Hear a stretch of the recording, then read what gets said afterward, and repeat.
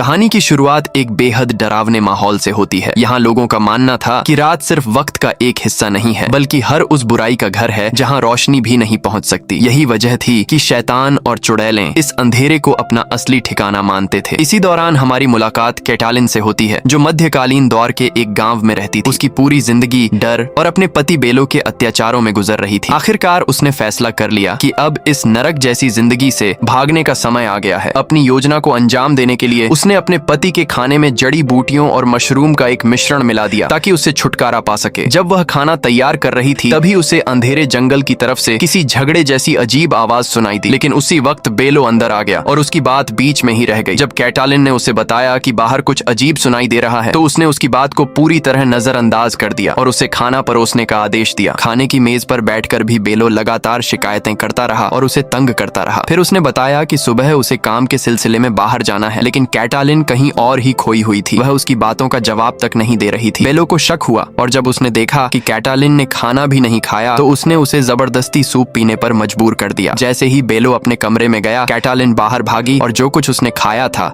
सब उगल दिया। तभी उसकी नजर जंगल पर पड़ी और एक अजीब सी ठंडक उसके पूरे शरीर में दौड़ गई। वह घबराकर वापस घर में आ गई और अपना सामान समेटने लगी ताकि वहां से भाग सके। लेकिन तभी बेलो कमरे में आया और उसे जबरदस्ती रोकने की कोशिश करने लगा। कैटालिन कमजोर नहीं थी। उसने सीधे उसके चेहरे पर वार किया और खुद को छुड़ा लिया। कुछ देर बाद बेलो फिर उसके पास आया, जैसे माफी मांगना चाहता हो, लेकिन नाक से बहते खून ने उसकी यात्रा के लिए रखी हुई कमीज खराब कर दी। इस बात पर वह गुस्से से चिल्लाया और कैटालिन को कपड़े धोने का आदेश दे दिया। इसी बीच दवा का असर शुरू हो गया। बेलो की हालत बिगड़ने लगी और उसे समझ आ गया कि कैटालिन ने खाने में कुछ मिलाया था। मौका मिलते ही कैटालिन वहां से भाग निकली और सीधे जंगल की तरफ दौड़ पड़ी। पुरानी कथाओं में कहा जाता था कि एक अंधेरी शक्ति है जिसका नाम जॉयको है, जो खुद रात का रूप मानी जाती है। जो भी इंसान उस अंधेरे में भटक जाए, वह हमेशा के लिए गायब हो जाता है। ऐसा लग रहा था जैसे वही अंधेरा अब कैटालिन को भी निगलने वाला हो। जंगल में पहुंचकर वह कपड़े बदलने लगी, लेकिन जैसे ही उसने कपड़े बदले, उसे महसूस हुआ कि कोई उसे देख रहा है। वह घबराकर वापस लौटने लगी। तभी उसकी नजर अंधेरे के बीच खड़ी एक रहस्यमयी परछाई पर पड़ी। शुरुआत में उसे लगा कि शायद वह उसका पति बेलो है, लेकिन जल्द ही उसे एहसास हो गया कि सामने खड़ा जीव इंसान नहीं था। डर के मारे वह पेड़ों के बीच भागने लगी। एक पेड़ के पीछे छिपकर उसने देखा कि वह भयानक आकृति उसकी आंखों के सामने बदल रही थी। वह मानो उसे बता रही थी कि यह रात सिर्फ उन्हीं की है। कैटालिन लगातार भागती रही, लेकिन घबराहट में उसका संतुलन बिगड़ गया और वह जमीन पर गिर पड़ी। उसी समय वह डरावना जीव धीरे धीरे उसकी तरफ बढ़ा और देखते ही देखते एक विशाल भेड़िए में बदल गया। अब बच निकलने का कोई रास्ता नहीं बचा था। कैटालिन चीख उठी और उसे लगा कि उसका अंत आ चुका है। लेकिन तभी अचानक दो महिलाएं वहां पहुंची और उसकी मदद की। उन्होंने उससे पूछा कि वह कौन है, लेकिन सदमे में होने की वजह से कैटालिन ठीक से जवाब नहीं दे पाई। तब उन महिलाओं ने अपनी एक और साथी को बुलाया, जिसने आकर माहौल को शांत किया। जब उस महिला को पता चला कि कैटालिन चर्च से जुड़ी हुई है, तो उसने उसकी मदद करने का फैसला किया। हालांकि उसने यह भी पूछा कि आखिर वह आधी रात को अकेली जंगल में क्या कर रही थी। डरी हुई कैटालिन ने पूरी बात बताई कि कैसे कोई रहस्यमयी चीज उसका पीछा कर रही थी। महिला ने उसे भरोसा दिलाया कि अब वह सुरक्षित है, लेकिन साथ ही चेतावनी भी दी कि रात के समय इस जंगल में अकेले घूमना बिल्कुल सुरक्षित नहीं है। बाद में कैटालिन ने बहाना बनाया कि वह सिर्फ अपने पति की कमीज धोने आई थी। हालांकि वहां मौजूद एक महिला को उसकी बात पर बिल्कुल यकीन नहीं हुआ। जब उन्होंने उसके सामान की जांच की, तो कमीज पर खून के धब्बे दिखाई दिए। एक महिला ने उसे साफ करने की पेशकश की। इस दौरान कैटालिन उन महिलाओं को देखती रही और आखिर उनसे पूछ बैठी कि वे आखिर हैं कौन और जंगल में क्या कर रही हैं। तब उस महिला ने अपना नाम ग्रियाना बताया और अपनी साथियों बेल्ट्रा और री से उसका परिचय कराया। ग्रियाना ने खुलासा किया कि वे यहाँ सिर्फ कपड़े धोने नहीं आती, ये तो बस एक बहाना है ताकि वे पुरुषों की नजरों से दूर आपस में मिल सकें। उसने बताया कि हालात इतने खराब हो चुके हैं कि कोई भी अलग तरह का व्यवहार चर्च और न्याय अधिकारियों की नजर में जादू टोने का सबूत बन सकता है। इसी दौरान बेल्ट्रा ने बात आगे बढ़ाते हुए कहा कि वे अक्सर यहाँ इकट्ठा होकर खबरें साझा करती हैं, बातें करती हैं और एक दूसरे का हाल जानती हैं। ग्रियाना ने कहा कि कैटालिन के आने से पहले वो एक कहानी सुना रही थी। उसने कैटालिन से भी कहा कि अगर उसके पास कोई कहानी हो तो वह सुनाए, लेकिन कैटालिन ने मना कर दिया क्योंकि उसे कोई कहानी नहीं आती। तब री ने फैसला किया कि वही एक कहानी सुनाएगी। उसने कहा कि ये कोई साधारण कहानी नहीं है, बल्कि एक सच्ची घटना है जो इसी गांव में हुई थी। ये पूरी घटना यूजिना ने खुद बताई थी और गांव वाले कहते थे कि एक चुड़ैल ने एक लड़की पर श्राप डाल दिया था, जिसकी वजह से एक प्राचीन दुष्ट आत्मा अंजोमा उसके पीछे पड़ गई। कहा जाता था कि अंजोमा पाप और जलन से पैदा हुई एक खतरनाक शक्ति थी। फिर कहानी हमें 1 महीने पीछे ले जाती है। वहाँ मारिया का परिवार फादर मार्टियो के साथ खड़ा था। सब बहुत परेशान थे और किसी को समझ नहीं आ रहा था कि मारिया को इस मुसीबत से कैसे बचाया जाए। फादर मार्टियो ने प्रार्थना शुरू की, लेकिन तभी मारिया का व्यवहार डरावना होने लगा। उसकी गर्दन पर अजीब निशान उभर आए और यह देखकर फादर भी घबरा गया। उसे यकीन हो गया कि लड़की किसी बुरी शक्ति के कब्जे में है। उसी समय पास ही एक झोपड़ी में एक चुड़ैल खड़ी कुछ रहस्यमयी मंत्र पढ़ रही थी और एक मुर्गे के सिर में कुछ चुभो रही थी। तभी कैटालिन अपने पति के साथ वहां पहुंची और उसने वह अजीब सा साया देखा। उसने यूजिना को पुकारने की कोशिश की, लेकिन जब दरवाजा खोला तो वहां सिर्फ एक बिल्ली भागती हुई दिखाई दी। शक होने पर उसने आसपास देखा और एक मरा हुआ मुर्गा पाया, लेकिन इससे पहले कि वह कुछ समझ पाती, उसका पति उसे वहां से ले गया। घर लौटते समय कैटालिन की मुलाकात फादर मार्टियो से हुई। उसने मारिया की हालत के बारे में पूछा तो फादर ने ठंडे स्वर में कहा कि लड़की अब भगवान के हाथ में है, लेकिन हो सकता है कि वह शैतान की गिरफ्त में भी हो। आगे जाकर कैटालिन ने मारिया की माँ को रोते हुए देखा और उसे ढांढस बंधाने की कोशिश की। इसी दौरान एंटोनियो जड़ी बूटियां लेने चला गया और कैटालिन मारिया के पास रुक गई। मारिया उसे देखकर खुश हुई और उससे फूल ले लिए, लेकिन तभी हालात फिर बिगड़ने लगे। मारिया को अचानक भयंकर दौरे पड़ने लगे। वह होश में नहीं थी और कैटालिन को गालियां देते हुए कमरे से निकल जाने को कहने लगी। परिवार घबराकर अंदर दौड़ा और मारिया जोर जोर से चीखने लगी। कैटालिन ने एंटोनियो से कहा कि वह तुरंत यूजिना के पास जाए और कोई उपाय ढूंढे, लेकिन सावधान रहे कि किसी को पता न चले। एंटोनियो यूजिना के घर पहुंचा। यूजिना मानो उसका इंतजार कर रही थी। उसने बताया कि उसे पहले से पता है कि एक दुष्ट आत्मा उसकी बहन को परेशान कर रही है। उसने पूछा कि परिवार में सबसे आखिरी मौत किसकी हुई थी। एंटोनियो ने जवाब दिया कि उसके दादा अंजोमा की। इसके बाद यूजिना ने उसे कुछ खास अनुष्ठान बताए। उसने कहा कि एक मोमबत्ती को दादा की मूर्ति के चारों ओर लपेटो, उसे जलाओ और फिर सही समय तक ढक कर रखो। साथ ही उसने एक मुर्गे के दिल में सुइयां चुभाने और सड़े हुए मकई के दाने जमीन पर फेंकने को कहा। एंटोनियो और उसकी माँ ने वैसा ही किया। जैसे ही मोमबत्ती की रोशनी फिर से चमकी, उन्होंने एक झुकी हुई इंसानी आकृति को मारिया के ऊपर मंडराते देखा। डर के बावजूद एंटोनियो ने उस आत्मा को अपने दादा के नाम से पुकारा। तभी वह भयानक शक्ति गुस्से में उसे गालियां देने लगी और कहने लगी कि उसकी बहन ने पूरे परिवार की इज्जत मिट्टी में मिला दी है। इसके बाद वह मारिया को नुकसान पहुंचाने की कोशिश करने लगी, लेकिन एंटोनियो ने तुरंत मुर्गे के दिल में सुइयां चुभा दी। आत्मा दर्द से चीख उठी। फिर उसने सड़े हुए मकई के दाने फेंके और यूजिना के बताए हुए शब्द दोहराने लगा। तभी वह दुष्ट शक्ति उसकी तरफ घूरने लगी और पूरे कमरे में डर का माहौल फैल गया। जब सबने दोबारा देखा, वो रहस्यमयी काया अचानक गायब हो गई। हालांकि खुशी ज्यादा देर तक नहीं टिक पाई, क्योंकि जब सबने मारिया की तरफ देखा तो वह मर चुकी थी और उसकी गर्दन बुरी तरह टूट चुकी थी। उसी समय वह दुष्ट शक्ति जमीन को नोचती रही, लेकिन जैसे ही सूरज की रोशनी निकली, वह जलकर राख बन गई। कुछ देर बाद फादर मार्टियो वहां पहुंचे। उन्होंने टोटकों और अनुष्ठान की चीजें देखी और मारिया की मौत की पुष्टि कर दी। वर्तमान में वापस आते हुए कैटालिन अपनी दोस्त का बचाव करती है और कहती है कि उसने कुछ भी गलत नहीं किया था। वह यह भी बताती है कि मारिया पहले से बहुत बीमार थी और बूढ़ी औरत की दी हुई दवा खाने के बाद उसकी हालत और बिगड़ गई थी। तभी री उससे पूछती है कि क्या वह यूजिना पर जादूगरनी होने का आरोप लगा रही है। इस पर बेल्ट्रा बीच में बोल पड़ती है और कहती है कि वे यूजिना को बहुत अच्छी तरह जानती हैं। उसने हमेशा गांव वालों की मदद की है, यहाँ तक कि तब भी जब लोगों ने उस पर जादू टोने का आरोप लगाकर उसे गांव से निकाल दिया था। महिलाएं कैटालिन से पूछती हैं कि